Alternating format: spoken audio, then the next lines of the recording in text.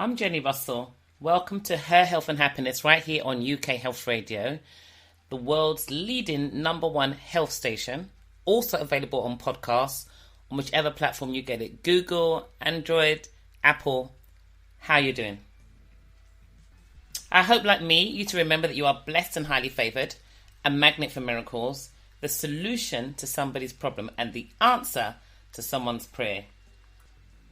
I'm giving you time to dance. I don't want to talk over this record this week, so I'm giving you time to dance. The sun is shining. The temperature is going back up. We can get some vitally needed vitamin D that can convert the cholesterol we make in our body so they can make the active form of vitamin D and really be great for our bones, for our mental health, for just our emotional well-being. So Her Health and Happiness is a show dedicated to female intimate health and the whole person. And I honestly pray that this week, when you listen to today's interview with the beautiful Chloë Bisson, that you will be inspired. So I don't want to take up much time because honestly, I met this lovely lady. I've said it already when I do the intro, so I'm not going to say it again. But I met this beautiful lady a couple of weeks ago and I asked her if she would do me the honour of being my guest on this week's show. And so, even the podcast will be so powerful. I'm going to take the video as well and I'm going to edit it down and post some little bits as well on YouTube. So you can find me on YouTube at Pelvic Floor Secrets. You can either find me or just Jenni Russell, Juliet Echo, November, India. Remember, Jenni with an I is Jennifer minus the FER. This is really going out for women who may be struggling mentally, emotionally, from a much earlier age and not realising. And it actually kind of dictates how you then choose the decisions you make for life and how you choose to go through life. This girl has got a serious story to tell. And it's a story that will inspire you beyond being inspired. So I'm going to play a trail early today because I want to be able to play her interview and then just have to break it at one part to put the second trail in a bit later on. But I want you to listen carefully to what she has to say. And honestly, take some notes. You'll be able to find out where to find her at the end of the show. But honestly, be inspired because she is a true inspiration. UK Health Radio, the station that makes you feel good.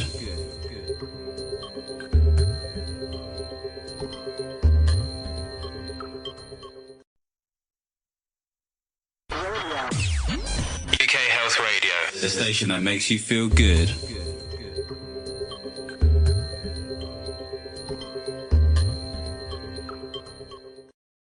So this week, I am really privileged to have a fantastic guest. Now, I went to an event a couple of weeks ago. It's called Underground. It's all about mindset, money, and marketing.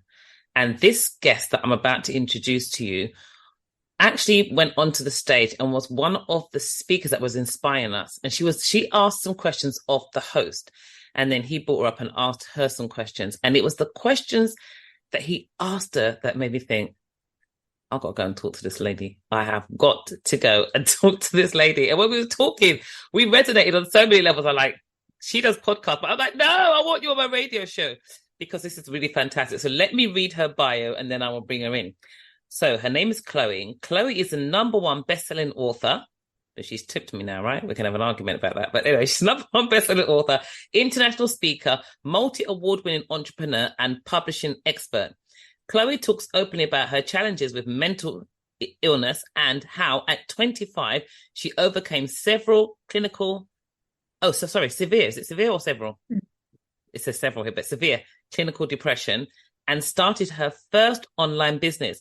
Since then, Chloë's scaled multiple six-figure businesses, multiple six-figure businesses, and now specializes in helping entrepreneurs to explode and explore their brands, write their best-selling books, and elevate their status so they can inspire and influence others around them.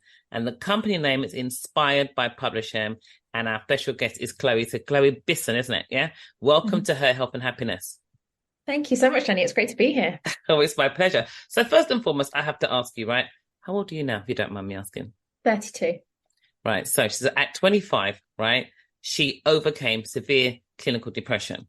So we're looking at somebody who's struggled with mental challenges, mental health issues from maybe teenage, from young years, right through to 25, and you've overcome it. And then in 7 years, after being at one end of the spectrum, going to the other end of the spectrum, you've now scaled multiple six-figure businesses. Yeah. I should say that again, yeah? I was going to say that again because I think people need to go, seriously? What did you just say, Jenny? I just said that this beautiful lady that's sitting here, I'm going to use some of these bits as with video in as well. So even though this is radio, some of this will be on YouTube. Chloe will have it as well so she can share it. This is important, right? Chloe had mental health challenges through her younger years, right through to 25. And in the last 7 years, she has been able to make six figures, not in one business, not in two, not in three, but in multiple businesses. Am I correct? That is correct, yeah. Wow. So first of all, I haven't got all those lovely things that I go, make all those answers and go, yeah. Thank you, Jenny. Oh no, it's my pleasure. Honestly, I'm inspired by it. Like I said, you're 32 now. I'm sassy, sexy, 60. So I could be your mother. In fact, I could be your grandmother. I'm sad on it. No, I'm joking. So, this is going to be a really interesting conversation. So I think let's start at the beginning, really, and let's really start with, what was it like growing up? Are you the only child? What was your household like? When did you first realize that you had these challenges? Yeah, great question. So to be honest with you, I was in denial for most of my childhood. So when I was originally diagnosed with depression, I was 24 and I was totally in denial. And little did I know that it had been coming from my childhood. So it was only in hindsight. It wasn't like as I was growing up, I knew I'd had any challenges. I genuinely thought my childhood was a normal childhood. I genuinely thought I was a normal human being. And then when I went to school and I studied and everything else, I just thought it was a normal way to do it. It was only when I was diagnosed with severe clinical depression, I was unwell for 6 months. I was told I couldn't work for 6 months. I was in denial when she told me that, and the doctor actually said that to me too. And it was only after a few days of being diagnosed, the doctor said to me, be careful, Chloe, because reality will hit. So just look after yourself. And I was going, you're mad. I'm perfectly fine. I'm like the happiest person anyone ever knows. I'm always smiling. And, Exactly. I thought everyone, I honestly thought the doctor was mad, to be totally honest with you. And then about 48 hours later, 2 days later, reality had hit. And my whole world crumbled. It was like a ton of bricks hit me of just reality, and this denial bubble that I'd been in just burst. And only then, Jenny, did I look back and see, where did it come from? What has happened? What could have triggered it? Because I didn't want it to happen again. What I learned, to sort of mention the childhood piece that you mentioned earlier, was, as you said, I am an only child. My parents divorced when I was 10 years old, and they didn't speak again until my 21st birthday. Oh, wow. So there was 11 years of them not really talking. And I was the middle person between the two. Now, I love them both, and they both know I speak very openly about this, because I always say I want to help other people who go through this, whether parents who are divorcing or the kids who have been through it too. I've such a soft spot for kids that are going through it. I'm always saying to my friends, if you go through a divorce, and you want your child to have a chat with someone that's been there, like I was there, because I didn't really have that. Yeah. And so that was where, for me, it all stemmed from. It was that feeling of just not being aware of who I was, and just losing this whole life that, for the first 10 years of my life, I thought was normal. And then suddenly it wasn't. That is and I think that's the thing, because my son, right, my biological son is an only child, and I have another son through fostering, and I say that they're brothers, but my son doesn't see it the same way that I try to get the younger one to see it. But it's interesting, because that only child syndrome, it's like an only child syndrome as well. It's kind of hard. I remember when my auntie died in 2006, God rest her soul, she had 14 grandchildren, which meant there's like 14 cousins, like family and cousins. And I went there and I took my son, and for the first time I thought, oh my God, because my sisters didn't have any children. No one else had a child at that time. This child he doesn't even have cousins he can turn to. And I think that becomes quite a hard thing. But then if you're the person in the middle, being the advocate or the voice to say, Mum said to tell you, Dad said to tell you, exactly, that is a huge responsibility to put onto you when you're just about to transition into secondary school. And then you've got all the issues that come with secondary school. Do you know what I mean? You're gonna hit puberty, and it's like, what is this? I'm bleeding. Oh my God, my tits are growing. Oh, I'm changing. Exactly. You know? Yeah. And it was exactly like that, Jenny. And you know what? It's funny because people talk about what it's like growing up as a teenager. And I genuinely can hardly remember the normal things because what was taking up so much of my attention was the not normal thing that, to be fair, I thought was normal. So again, I didn't have any siblings to compare it to. I didn't have any real families that had been through it before. So I didn't realize that everyone's household wasn't like this. You know, I was constantly I was learning everything for the first time myself. And it was a really surreal experience. So I can't remember a huge amount of my childhood for that reason, because I think I've just learned to block it out, and I've gone through various therapy and whatever, every sort of tool you can use to heal it. And I'm still only now unraveling memories that have popped up now that I've healed and gone through a lot of the trauma and cleared it all. Have you done hypnotherapy at all? I have, yeah. Okay. How did you find that? It was very surreal. It was a very weird thing to be experiencing. It's definitely not what I would have started with. I like dipped my toe in and then slowly leapt into it. So I did a lot of neurolinguistic programming first, which is a sort of first layer of it, phobias and things. And then slowly I went into it. But I did find it useful. It definitely wasn't the final step for me. I've continued with various other therapies as well, but it's definitely part of the journey. And I think that's the thing, because I mean, I've been told as well, you know, if you want to remember, because that's one of the things that made me say, oh my God, I've got to talk to this girl. When we spoke, and I was just like, Chloë, I don't remember my teenage years either. It's like this, you know, I was born and now I'm this age. It's kind of like that. Well, I don't know what happened in between. I just got there, you know.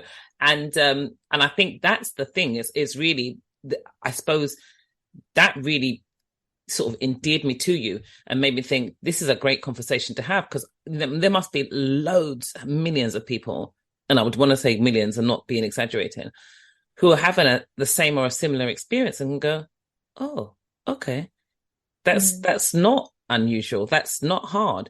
But I think it goes back to that story that sometimes they tell in church, you know, of the father who has twin brothers, and then, you know, the father, you know, he's just not a good father at all, and he ends up in prison, he does whatever else. No, I think he ends in prison. No, he doesn't end up in prison. He leaves his children or something, so he doesn't pay attention or something. Anyway, but what happens is with the twins, one of them ends up being the CEO of a company, the other one ends up in prison. So they go to talk to the brothers and ask them, how comes, you know, if you're twins, are you so different? And one says, it's because of my dad. So he blames his, you know, all the stuff on his dad. The other one says it's in spite of. So it's really about, I suppose, really with this, you know, with the neurolinguistic programming, with the hypnotherapy, with all the other bits it's doing, it's about you. It's not just about taking you backwards, but it's about your perception of what happened then. Yeah. And then how you can interpret it and how you can perceive it now. What is it done for you? Because then the question is, once you've had this 6 months off work, you've been given this diagnosis, and I always say it's a label that someone's put on you. What was the driving factor for you to decide that label's got to go? I've given an expiration date and it's gone. You know, you as a doctor can say to me, like I can say to you, Chloë, you have severe clinical depression. Then you can go and tell all your friends, I've got severe clinical depression. Guess what I got? I didn't get it from John Lewis, never known any undersold, but I've got it from the doctor. So what was the catalyst to make you say, yeah, it was, do you know what? It got worse before it got better. So what happened was I had thought that as I said, was in denial. So for me, leaving that doctor's surgery, as I said, I thought the doctor was crazy. So I was like, oh, great, I get a couple of months off work. Fantastic. Because the doctors had me off very quickly for a very long period of time. It wasn't like a 2-day thing. Let's see how you get on like they do nowadays. It was like, you need a break. So I was signed off for months. And then it hit me. When it hit me, it then sent me way worse. So it wasn't like I ever decided at that dark stage, I'm not going to let you label me. What were your symptoms? Sorry to cut you. What were the symptoms that made you go to the doctor, and those symptoms, how they exacerbated? Yeah. So I giggle because I was so in denial. I thought I had a stomach bug. So I had been feeling sick and queasy every morning, felt really unwell, and weekends were just terrific. Sundays I was so unwell, like throwing up and everything. And then I said to the doctor, I actually went, first of all, I'm pregnant, because it was usually every morning in work. And then by the evening, it'd be fine. I'm like, this is weird. And so I thought, could it be morning sickness? Wasn't. So then I went to the doctor after a couple of weeks and I said, I've got something wrong with my stomach. I feel sick all the time. And she said, well, when is it? What time of day? How did it feel? And that's when she said, I'm depressed. I had no mental symptoms, nothing. Or if I had, I was in denial about them. Oh, I've just had, I'm hungover. That's why I feel low. Actually, it wasn't being hungover. It was the levels of anxiety. Low. Well, then you had a fantastic doctor, because I tell you something, most people will not have a doctor who would identify with that level of anxiety and say that's depression. Yeah. And I was very, very lucky. She was a family doctor back then, when those were things we were allowed to have as, regular doctors. And she was amazing. I actually dedicated my book to her when I wrote my first book about my depression, because I was like, if it wasn't for you, you saved my life. I don't know where I'd be if I'd have had this level of denial. And so then when I then accepted it, it got so much worse. I then accepted the label more than I think anyone does. I was like, then I got depressed. It was like, I knew I had to play that character now. So that was before. I wasn't the sort of typical depression where it's like, oh, you don't want to leave the house, don't want to speak to anyone, just recluse. I wasn't that. I was the social butterfly, because I was trying to avoid it, and I was in denial. And it was like, if I was left alone for longer than an hour, I didn't want to be. I was never home alone, and now I know that was all running away from it. So when I accepted it, it then got worse, because then it was like, well, this is how a depressed person acts. This is how a depressed person thinks. And I got so deep into it that the doctor ended up reaching out a month after I went and had another appointment with her. And she said, you need to leave the house. You've gotten worse. You need this. Do you need medication? I didn't take the medication at the time. And I started moving into fitness. So fast forward, when I then did accept that wasn't going to be my diagnosis forever. Because again, don't want to diss any doctors or anything, but that is often the case. It's like, well, let's just give you these tablets and you'll be on them, for the rest of your life to keep it go away. When she did make that suggestion to me, and it was actually another doctor I spoke to later on, who said to me, I think you should be on medication. And I tried to get off it. And he said, I think you should be on it for the rest of your life. I think it's safer for you. And I just sat there and I thought, that was that moment, Jenni, that you mentioned, where I was like, nah, this isn't me. This is, safer for you. Wow. Yeah, exactly. And that's when it was like a fire in my stomach. But I think I needed to hear that to prove them wrong. So it was probably, to answer your question directly, it's probably about a year and a half later did I actually really go, this isn't me as a label. It took me a long time to not define myself as a depressed person. I had the depression. I wasn't depression. It's not an I am statement. Amen. Say that one more time, because I think people just need to hear that again. Say that again. Yeah. So depression is not an I am statement. It's an object or a thing you have, and you can also not have. So for me, I really try and call myself on it now. People say, my depression. No, it's not yours. It's not who you are. Yeah. Why are you claiming it? You can pick up and put down. Exactly. Yeah. Wow. I tell you, that is so, so powerful, honestly. And kudos to you, because, you say like it took a long time. 18 months really in the scheme of things is not long at all, as a mother, I can tell you, when you give birth to your child, they're sort of this big when they're born. And you go around, you see people with babies when you're pregnant, you see all these new babies and you're looking, you go, how old are they? And they're 12 weeks. And you think, child's out here. What are you talking about? But you've got this little child, and then 12 weeks later, it's like, what happened? And the growth and explosion is mad. So, I mean, in the scheme of sort of, 24 years, well, let's say 11 years, 12 years of depression, 18 months of going down and then being told that statement, because it is what someone says to you that I find is what saves you. How I got into my business is a friend made a comment to me and I went, is that what happens to your pelvic floor after pregnancy?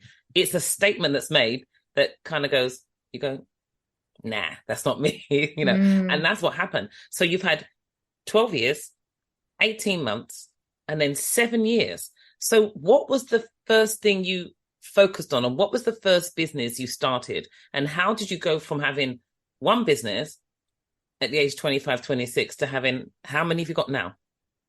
3 businesses. So go from one business to, it's bad enough people going, oh, I can't even run my own business, right? Just one. And you've got 3. So what was the first one? What was the driver? Who's the motivator? Or what just actually, who inspires you and what motivates you? Yeah, I love it. So when I came out of my depression, I went back into work and thought it would be exactly the same. little did I know I was not the same person and the role had changed. And so long story short, we ended up where I was being made redundant. What was the role? What was you doing? So I was a director of a compliance company. Okay, she was always in a position of authority in the first place, so that's fantastic. Definitely corporate world. But I wasn't the same person. So when I got back, my heart wasn't in it anymore. I'd gone on such a life-changing journey that I just felt like I was a square peg fitting into a round hole. It just was never going to work. So because I'd come on this all incredible journey, I was like, I want to help other people. And all the therapy I'd been through, I'd learned coaching on my journey to help myself. I then started my own coaching business. So that was my very first business. Fantastic. Now, was that 8 years ago? By the time it started and we launched it about 7 or 8 years ago. And that was so much fun. Everyone thought it was crazy, especially the doctors. Chloë, you've just had severe clinical depression. You don't have what it takes to be successful in business. Do you not think you should get a real job, a stable job? Oh God, I had everything from friends and family members, doctors, therapists. To give them some credit, probably a little bit of it was true, probably not, I need stability because I've just gone through this life-changing thing. And now I'm going to do the most unstable thing where you don't know when you're going to get paid, definitely not. And also if I haven't ever had depression again, I don't get sick pay in my own business. So, there's so many things personally that I didn't think through. However, it really did well. So what happened was a lot of the team members I was managing before I left then paid me for private coaching. They said, Chloë, you've helped me in my professional world, help me get this promotion, help me, be trained me in this. Can you do it personally for me as well? I was like, go for it. So you had an audience already. Yeah, honestly, I think it was in my first month. I'm jealous. Clients. And I was like, but you know what, Jenni, your business honey, it's like, I thought that was how it's always going to be. Oh, if I can get 3 new clients every single month and I've only just started, this is going to be easy. What does everyone complain about? Little did I know that was just the beginning. So that was my first business. Did that for years. And then as I grew as a business owner, the level of coaching and mentoring I provided also grew. So I started coaching people on their careers and, personal development. Then I went on to coach them on how do they grow their businesses? How do they start a business? How do they do their branding and their visibility? So then created my second business, which was my book publishing business. So I then, on my journey, wrote my first book. So obviously I'm now coaching people, got quite a good following. Everyone's curious. Beautifully, ironically, I'm talking this on the radio with you, but I never used to tell people about my depression when I first started out, because a lot of mentors said to me, you can't tell people that you'd had depression. They'll think you're broken. They won't invest in you. That's going to deposition. That's the most investable asset you've got. Exactly. And that's why now it's absolutely nothing to do with my book publishing business. I don't only publish books on depression. I publish books on everything, right? But it's one of the reasons why I am the way I am. And it's a huge part of my journey. So I then wrote a book about it. I think I was trying to prove everyone wrong, to be totally honest with you. I was like, let's wait and see. So I published my first book as part of my coaching business. And the feedback I got, the journey I went on writing the book, I just fell in love with the book publishing process, designing a cover, writing the book, getting the feedback, it was just amazing. And there became my second business, being the book publishing business. A few friends of mine said to me, Chloë, you published your book and you did really well on Amazon. It hit #1 in like 11 categories. It was just insane. And then I got speaking opportunities. I got magazine covers. It just all genuinely was like, I can't believe what's happening. Spoke on stages with celebrities. It was fantastic. And then my friends would say, and clients, Chloë, how did you do it? Can you do it for me too? And I think I had about 3 people in about 2 weeks. And I thought, this might have some legs to it. And that's what the journey I've been on ever since. That was 4 years ago. And so the third business is what then? Third business came out of the book publishing business, which is a media and PR business. So again, people write their books. They then want to speak on stages about them. They then want to get on podcasts, on radio and the TV and everything. And so I then started offering that to my authors. Well, look, I've got connections. I can get you on this many podcasts or this many TV shows or whatever. Oh, wow. Hence the PR. So I best publish my book with you, man. My third one. Best go for you then. Let's do it. But yeah, honestly, everyone thinks, oh, how have you got 3 businesses? But honestly, by chance. It's just by seeing opportunities and jumping into them and saying yes and then working out later. Oh my God, I tell you, I'm just sending out the biggest hug down through the through the Zoom screen because I think this is fascinating. I tell you for why, because it's, again, all it is a thought, right? It's just a thought that becomes an idea and you plant that seed. All you've done is the seed's been planted in your mind and you've watered it. And, every seed will grow. It doesn't mean the seed's going to grow to be something good. Not every seed grows well, right? But every seed will grow. It just depends on how you water it, how you harvest it, or how you nurture it, and then what comes from the harvest. And it's amazing because when you think about antidepressant medication, it numbs you down so that you can manage your day. But then it suppresses your thoughts, it suppresses your ideas. It doesn't allow you to have goals and aspirations, because goals and aspirations and depression don't fit in the same basket, in the same way love and hate don't fit in the same heart. They just don't sit together. The jigsaw won't work. So there has to be something in the middle. So the fact that because for me, I'm a Christian, and it's really important to understand what people say to you sometimes. Sometimes you're told things and it can go right over your head. It means nothing to you. But it can be like a throwaway statement that a doctor may have made. He sort of just said it like flippantly. You're probably not the only person. He probably said it to every person that's depressed. I'm scared for you. Take medication. It's safer for you. That's just a generic statement they made. But somehow that hit you like someone knocked you over with a truck. And you're like, oh, that hurt. But I can still get up. My bones aren't broken. So let me see what I can do.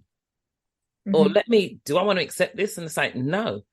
And this is, I think, where the world is changing. It is really changing a lot. But we've got to decide if we want to change with it or be part of the change that's happening. Because I shared on my radio show a couple of weeks ago that researchers have said that by 2040, so that's like literally just over 16 years away. Listen to these figures now. Alzheimer's will increase by 45%. Cancer will increase by 32%. Listen to this one. Heart failure, 92%. Yes, close your bottom lip. Anxiety and depression, 16%. Diabetes, 49%. So that's just 5 things they've known. They said by the age of 70, people would be living with, and again, that's about choosing to, living with 3 chronic conditions. By the age of 85, they'll be living with 5 chronic conditions. So we're not actually living longer. We're dying longer, because we're just dying inside, right? But because we are accepting the labels that are put on us from the poor choices that we're making, that we're not realizing are poor choices, we're going, well, the doctor said I've got diabetes, and the doctor said I've got, a bit of, and I've got, and we're taking all this stuff on board, and it's really crazy. So all this medication, when we get to, you've got a journey to go before you get to the menopause, and then everyone's worried about the hot flush and the brain fog. But what's really interesting is if you don't actually balance the hormonal system, the detoxification system, and the digestive system, which are all affected by depression as well, then later on, you run the potential of increasing your risk of cancer, stroke, and heart attack. So go back to the research I said, look at the statistics, look at what happens after the menopause, at these things that can happen to you, and understand why now this journey needs to be, and you've been put on a great journey. You've been awakened early so that your journey towards your later life, all of this work you've done, all of the people that you worked with before in companies who have worked for 40 years and got their pension, they're not really enjoying it because they haven't got the health and vitality to be able to do so. But from where you are, from where you're sitting now, the lives you've been able to impact, the information you're able to share, the opportunities you're telling somebody else, well, you can have the same opportunity. You can take it. You can do it. You can do it. Means that they can have a different future. And they've just got to tally that with their nutritional lifestyle and get the right coach. And then you can have it all. You can have it all. So what are you working towards now? What's your future? What's your sort of short-term goal? What's your long-term goal? What's your end goal, Chloë? Love this question. So funny you mentioned that. The event we were both at, that was the biggest gap I noticed in my planner, if you will. I've got 3 businesses, I feel like I've got 3 young children just always shouting at me. I'm balancing 3 toddlers, basically. That's how it feels. And I spent a lot of time the last 2 weeks reflecting on my vision. And for me, I don't know the how yet. I couldn't tell you the exact steps, but I'm on a mission to be heard and use my voice to inspire as many people as possible.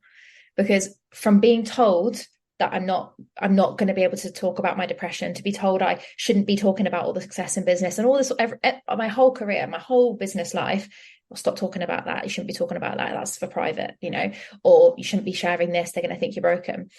I'm on a mission to tell as many people as possible this sort of stories and their own stories, because we can all inspire people. And sometimes you don't have to want to become a radio show host or a public speaker like we are. It might just be using your voice to ask for help, or using your voice to be able to tell your friends how you feel, or help your loved one through their possible mental illness. Who knows, but I think so many of us are so want to say the right thing and do the right thing, and means we don't say anything, or we don't want to ask for help because we think we're going to be broken. So for me, what's coming up next is I just want to be sharing this message as far and wide as possible. I'm just saying yes to every possible opportunity to share it. I was literally speaking on stage this morning exactly about this in the UK, and obviously here now.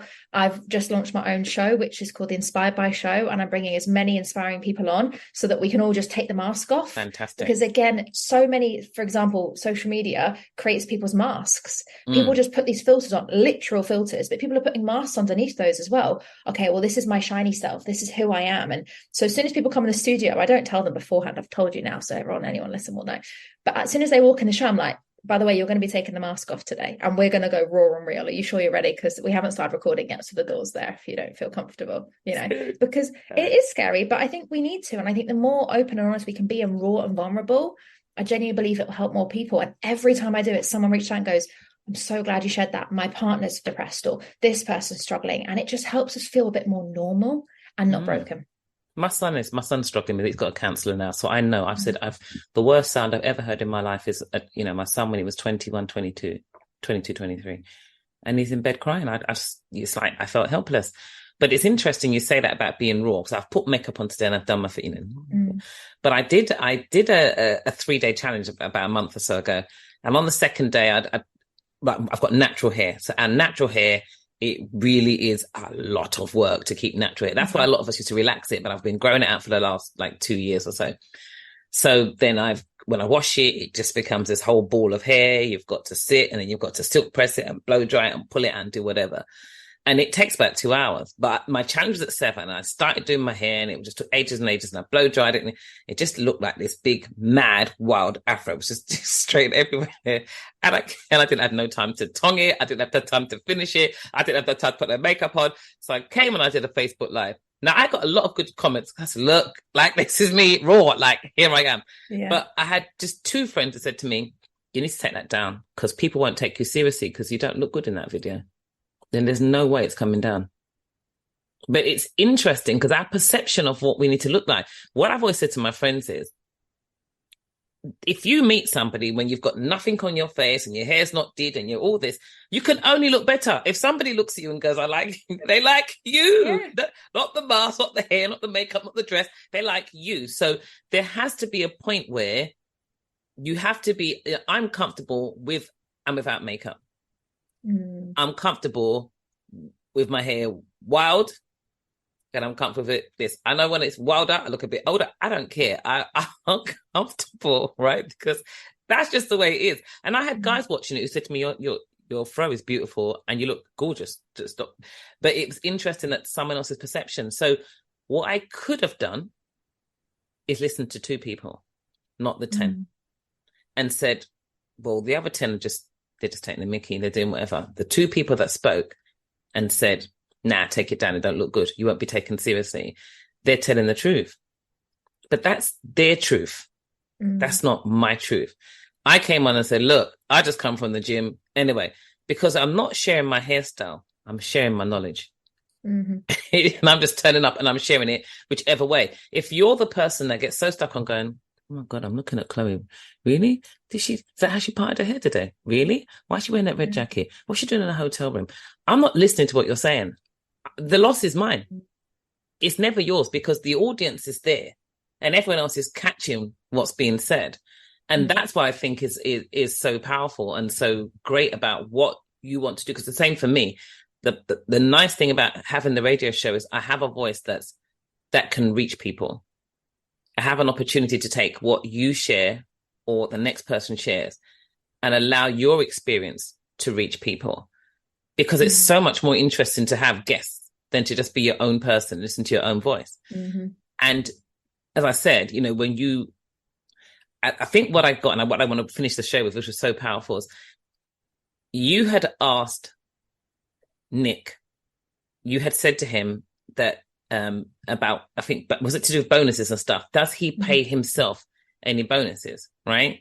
And that you paid your staff bonuses, but you don't pay yourself. And so he asked you some questions, which were, he just turned it around and asked you other questions. It was so powerful because, like you said, if you had won this big, massive thing and whatever else, would you not even buy yourself, a bar of chocolate? Would you really not do that to yourself? Because by not doing that to yourself, it's like not doing it to your staff.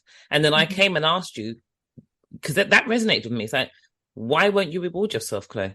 Why are you scared to reward yourself? That was the question I asked you. That was the first one I asked you. Why won't you reward yourself? So what was the answer you gave me?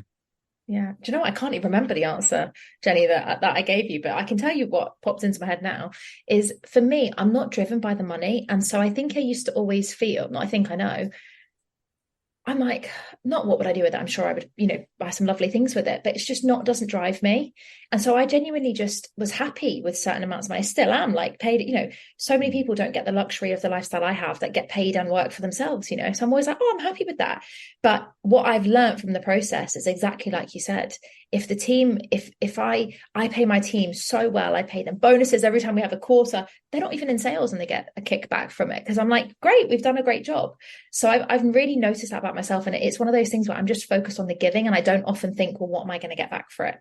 And that's something that is very strange to hear from someone that has 3 businesses, because a lot of people are the opposite way around. It is. And it's interesting because you're very focused on giving out, but you've got to start giving in, right? So give yourself, because at the end of the day, if I don't open my hands to receive from you, I can't get. So your hands are still open to give, but it doesn't. But you're closing them before you receive. So I think what he pointed out was really good. He said that you only take, was it less than 25% of for yourself, whereas other people, like you said, they'll take 75%. So you're very, very disciplined in that way. But the answer you gave me at the time was you felt like you might be robbing your own business, or you didn't feel like you were worth that money. And that might go back to your childhood. And I think, so we go two ends, right? So I'm a 75% person, need to be a 25% person, because that's the difference between a business that can thrive and stay alive for longer, right? So I didn't get that indulgence and stuff from my family when I was younger, or from any man. So I feel like I've got to give it to myself. But there's different ways to give yourself those indulgences. That's what I've learned on my journey, is that, it's not all the material things, because at the end of the day, you buy them and you feel good at the moment you buy them. When you get home, you go, what did I do that for? I should have done that. It's like you have this sort of, this remorse always comes in. Why did I do that? So it's, I say to people when they say they want to treat themselves to, junk masquerading as food, I'm like, why is it when you try and get someone to help to optimize their health and you say to them that these are the things they need to consider changing or getting rid of, we always see those things as, it's like, oh my God, did Chloë say to me, I can't have any more chocolate? That she's depriving me. But if that chocolate that you're eating is actually minimizing your health, it's not that you're depriving me, it's that you're trying to help me to find a different way to find enjoyment whilst optimizing my health.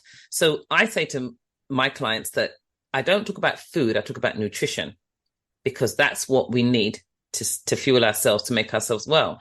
So I treat myself to optimal health, but with full awareness, I allow myself to have a bit of rubbish if I feel like doing it, because I know what it's doing for me, but that's not the full person I am. So I suppose really, you pay yourself a certain amount, full awareness, and if you want to, I suppose really the other thing is, if you don't have to always change, if that's the way in which you like to do it, you can do it. But know that if you decide to have a splurge one day, well, it's an indulgence you're doing with full awareness. It's not the norm. So your businesses are not going to suffer because of it. Does that make sense? Yeah, definitely. Yeah. So and you know what? It's really, really interesting, Jenni. I think you just touched on it as you said that, reminded me of something. The last time I got a really big paycheck was when I was in the corporate world. And I used to use that to escape. So I would shop to escape. I'd buy myself all these nice things to escape. And so now I think it's just reflection as you were talking, actually, is that I'm not needing to buy myself anything to escape anymore, which I think is maybe why I'm like, I'm quite happy with what I've got, but I've definitely taken it on board, the feedback. I'm definitely going to no, because you've escaped them, haven't you? You've escaped. It's great. And I suppose because you've come from the corporate world and you was in such a good position, you were already on a wage that's higher than many people anyway. So you were able to indulge yourself with those things because you know that next month you're going to get another paycheck. So it makes it easier. But you, like you said, you didn't realize that was a way to escape the trap that you were in. Yeah. But you've actually opened your own trapdoor. You've come out yourself, and so now you've escaped. So now the indulgence is something. It's if I want it, I can have it because I've got the means to have it. But actually, what I'm doing now is who I am, not what I was doing in the shops with the finance I had. That's not who I am anymore. And so that's why you look at it totally differently. All right, so just pass some of that magic over here so I can do the same, yeah? I'll channel it through the Zoom screen for you. I'll get it. Honestly, Chloë, I could sit here and talk to you for ages. This has been absolutely fantastic. And I want to thank you for being so open and so honest. It's been amazing. And I know that my audience are going to get so much good feedback. Before we go, where can people find you on social media, and how can people connect with you? Because I'm sure there's people out there going, right, well, you know, Jenni's intimate health, Chloe's over here. So as I said, I trademarked in 2010 the Physical Pension Plan Investment Program, which is health and finance in harmony. So you're the finance, I'm the health, harmony, right? So where can people find you? Oh, fantastic. So probably best is on all social media platforms. I'm Chloë Bisson Official. Or if you fancy having a listen, obviously hear more of it. And Jenni, I would absolutely love to have you on the Inspired by Show. Come and have a listen, and we'll turn the tables around. So yeah, if anybody wants to have a listen, it's the Inspired by Show on YouTube, on Apple, Spotify, and wherever else you get your shows. What sports do you like? What sports do you do? Oh, that's a really good question. I love, what sports do I play? I play netball. I love netball, tennis, badminton. But my partner's obsessed with football and plays a lot of football. So I love watching it, but definitely wouldn't play that. Oh, well then listen, we are connected in so many different ways because you just actually said something that made me marry you. That was the word tennis, right? Anyone that plays tennis, I'm like, what did you say? Yeah, I used to play netball as well. Me, 5'3.5", and they made me goal defence. I can imagine. I could jump there. You're just there jumping. Yeah. What position do you play in netball? I was a goal shooter. Did you watch the final then? Yes. Did we win? Yeah. No, sorry, I didn't watch the most recent one. I saw it on socials. Did they win? We did win. Yeah, I think we did win. What, I haven't checked recently. Yeah, I'm pretty sure we did. Or did we not go into the final? No, we went. It's the first year in how much years ever the netball team got to the finals of the World Cup. Yeah, we got to the final. That's the last thing I've seen. Yeah. Okay, yeah, I haven't watched it. So let's see. Hopefully maybe we'll know about it by next week. But yeah, okay, well then definitely you take care. Fantastic. Thanks, Jenni. See you soon. Thanks again. Right. Bye-bye. Bye. UK Health Radio, the station that makes you feel good.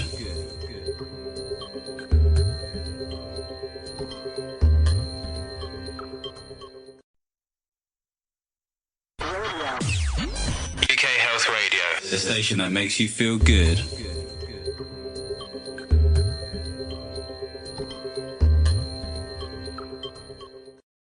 Do you know, I was thinking to myself, we have these different awareness months, and she would have been amazing for Mental Health Awareness Month, especially in terms of promoting where people find themselves. But you know what?